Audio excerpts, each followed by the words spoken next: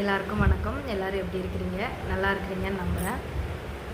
நம்ம வீட்டிலலாம் பெரியவங்க வந்து குழந்தைங்களுக்கோ இல்லை நம்மளுக்கு வந்து போயிட்டு ஜாதகம் பார்ப்பாங்க. அதில் வந்து இப்போ உங்களுக்கு கொஞ்சம் டைம் சரியில்லை, அந்த மாதிரிலாம் சொல்லுவாங்கல்ல, நேரம் சரியில்லை, எதுவும் பெருசாக பண்ண வேண்டாம், அந்த மாதிரி ஏதாவது ஒன்று சொல்லி நம்மளை வந்து பயமுறுத்திட்டே இருப்பாங்க. அது வந்து அதுக்கு வந்து பயப்படலாம் வேண்டாம்.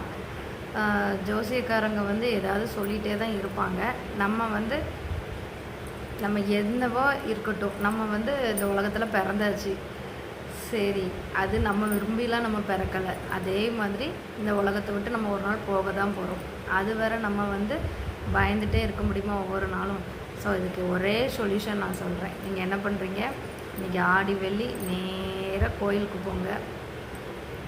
ஏன் அப்படி சொல்கிறேன்னா, நம்ம எப்போவுமே வீட்டில் நம்மளுக்கு ஒரு பிரச்சனை அப்படின்னா அம்மாட்ட தான் ஃபஸ்ட்டு போவோம் இல்லையா? அம்மாட்ட போயிட்டு ஏதாவது சொல்லி புலம்புனோம்னா அம்மா வந்து அப்பாட்ட சொல்லி எப்படியாவது நமக்கு தேவையானதை செய்துருவாங்க. அதே சேம் ஸ்ட்ராட்டஜியை ஃபாலோ பண்ணிவிட்டு நீங்கள் அம்மன் கோயில்களுக்கு போயிருங்க. உங்கள் வீட்டுக்கிட்ட இருக்கிற அம்மன் கோயிலில் போயிட்டு ஆத்தா காலில் போய் விழுந்துருங்க, அம்மா தாயே என்னை காப்பாற்று, அப்படியே அவ்வளோதான்.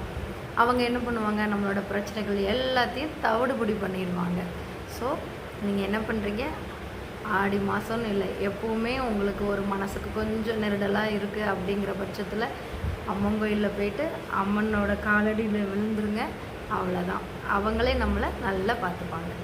வேறு எதையும் நினச்சி நம்ம பயப்படலாம் வேண்டாம். சரிங்களா? எல்லோரும் நல்லா இருங்க, நல்ல சாமியை கும்பிடுங்க, பக்தியோடு இருங்க, பரவசமாக இருங்க. பை.